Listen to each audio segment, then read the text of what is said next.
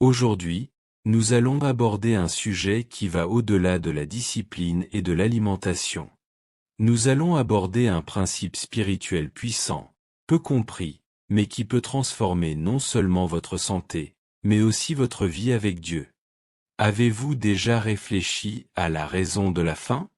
Vous êtes-vous déjà demandé pourquoi le corps humain, créé par Dieu avec une telle perfection, dépend autant de la nourriture pour fonctionner? Et plus encore, pourquoi Dieu permettrait-il que ce besoin fondamental soit aussi l'une des plus grandes portes d'accès à la croissance spirituelle? Si vous souhaitez découvrir comment transformer un simple besoin physique en une puissante arme spirituelle, cette vidéo est faite pour vous. Restez jusqu'à la fin et plongez dans la véritable signification du jeûne avec objectif. Il ne s'agit pas d'un simple contenu sur la foi ou la santé. C'est une invitation à harmoniser votre corps, votre esprit et votre âme de manière pratique et profonde.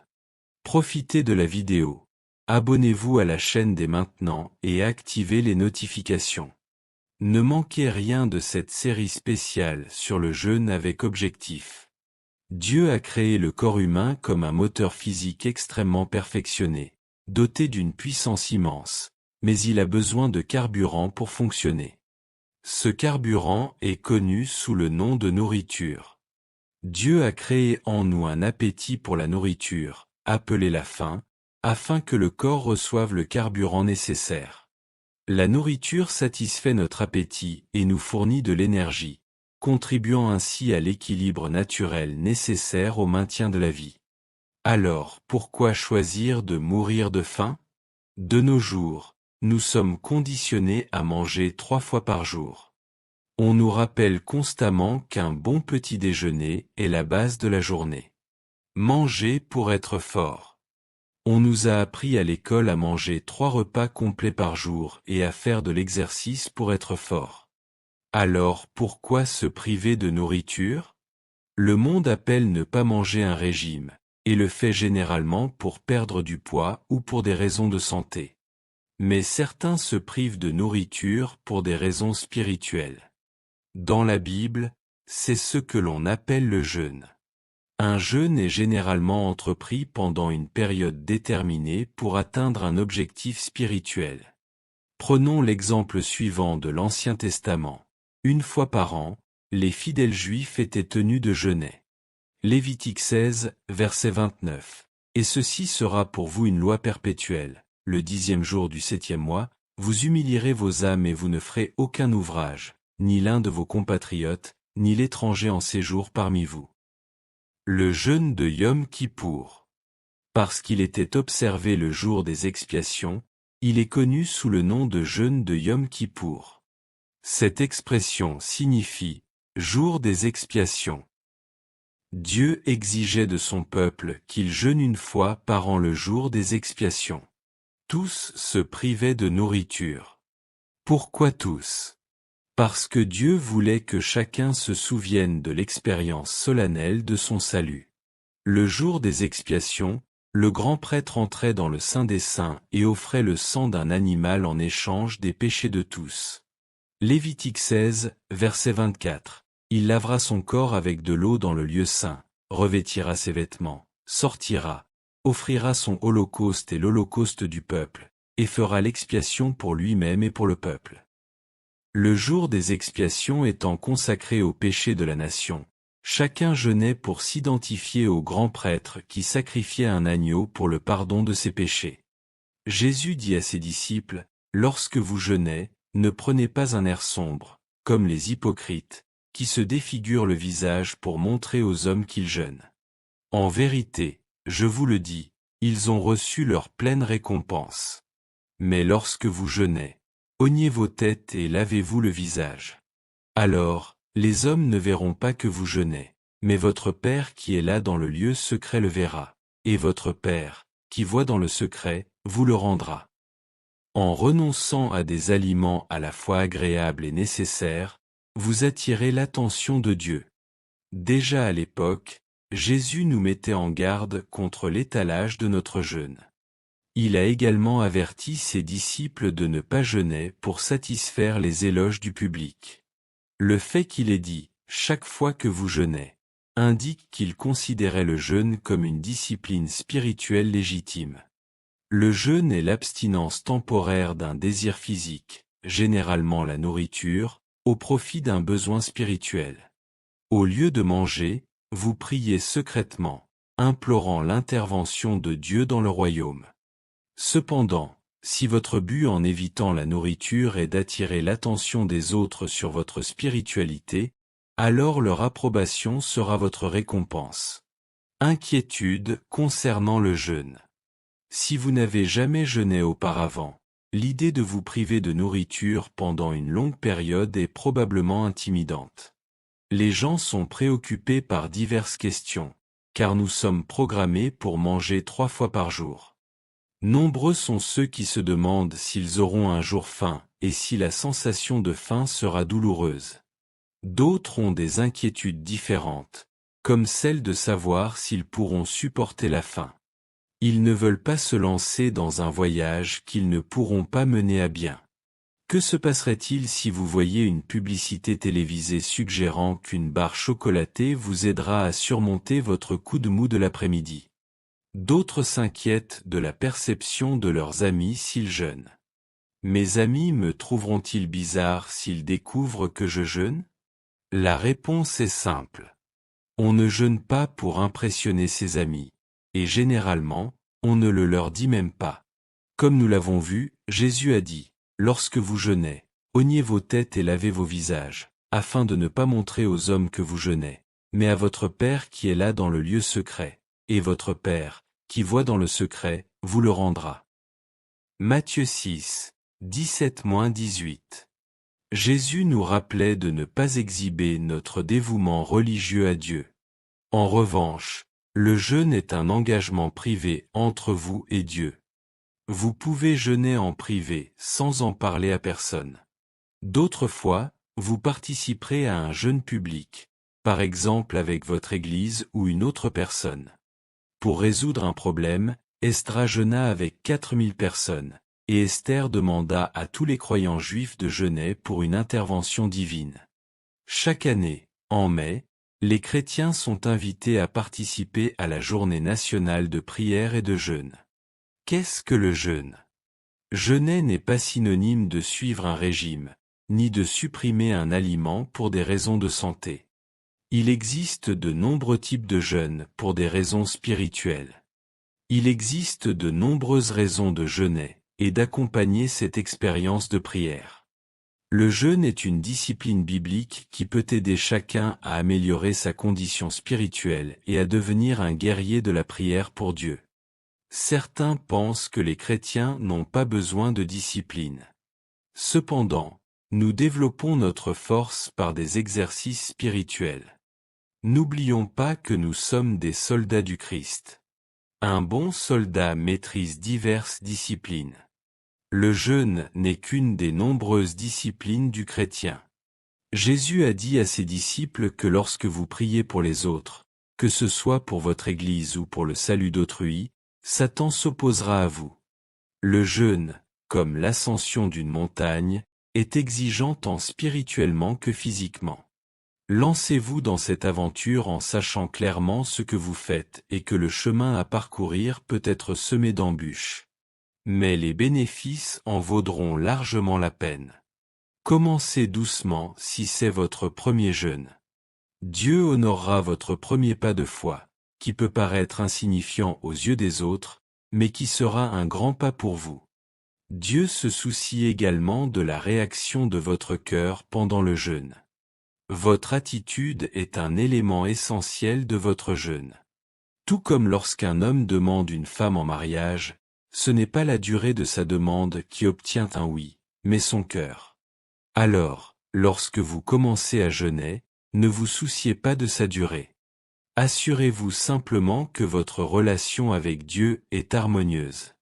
Dieu sait tout. Il comprend et valorise la sincérité de vos prières plus que leur durée. Alors, si vous n'avez jamais jeûné auparavant, commencez par un jeûne sans repas. Dans l'Ancien Testament, les Juifs étaient tenus de jeûner un jour le jour de Yom Kippour chaque année. Une journée commençait au coucher du soleil et se terminait au coucher du soleil le lendemain, selon le calendrier juif. Dieu leur avait appris à compter leurs jours. Le soir et le matin étaient donc le premier jour.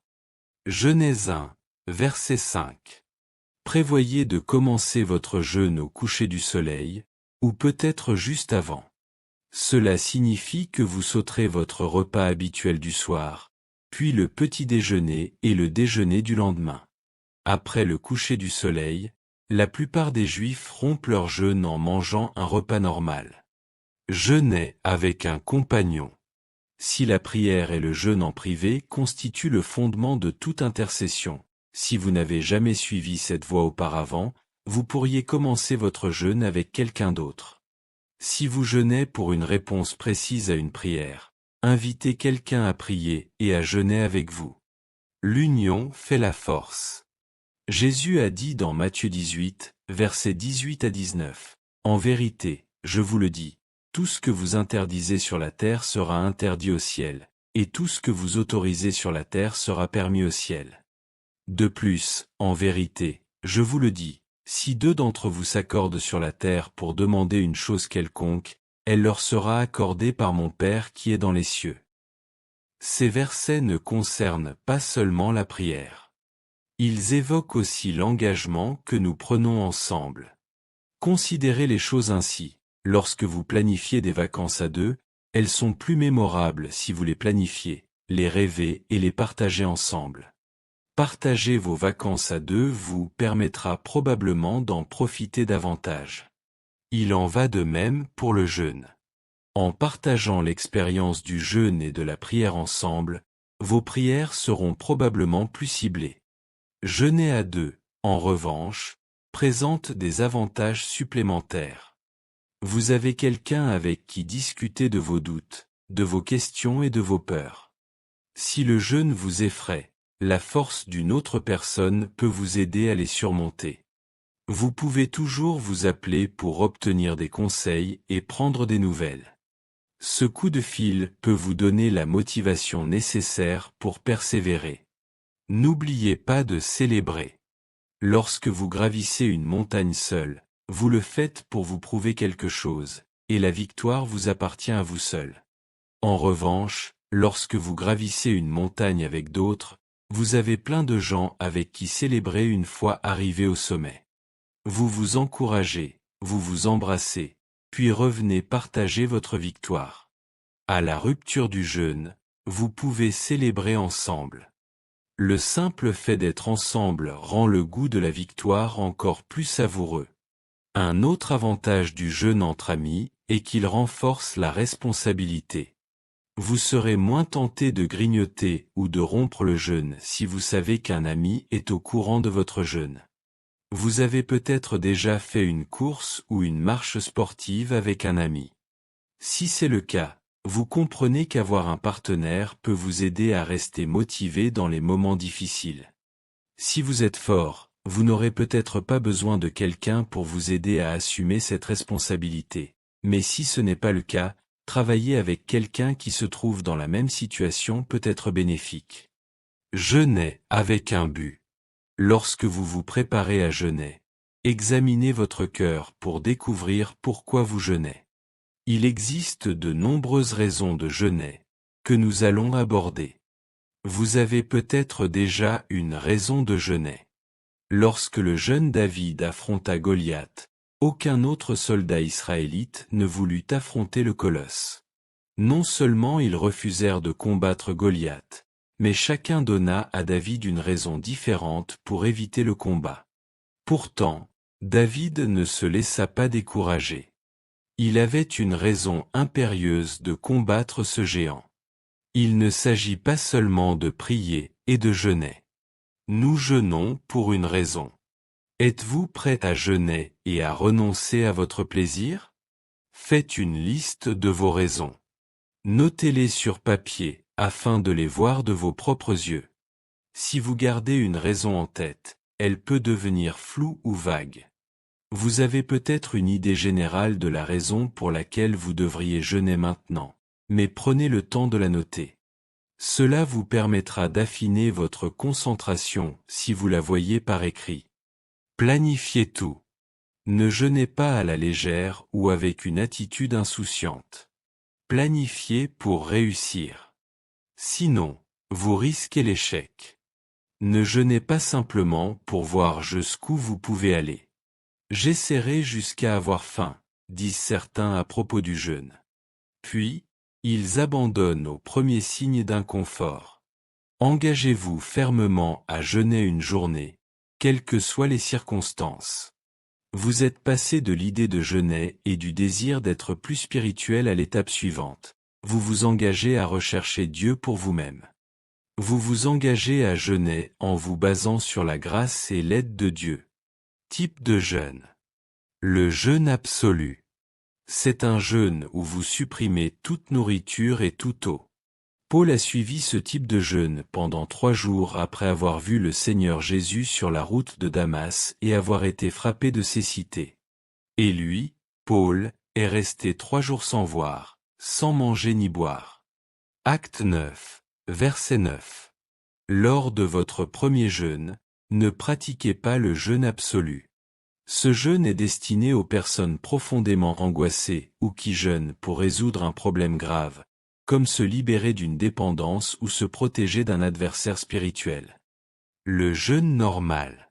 Pendant ce jeûne, on évite tout aliment solide et on ne boit que des liquides. Le terme « jeûne » est le plus souvent utilisé dans la Bible pour désigner les personnes qui ne consomment pas d'aliments solides. La question de la consommation de liquide est généralement omise. À cette époque, Jésus ne mangea rien, et après, lorsqu'ils eurent fini, il eut faim. Luc 4, verset 2.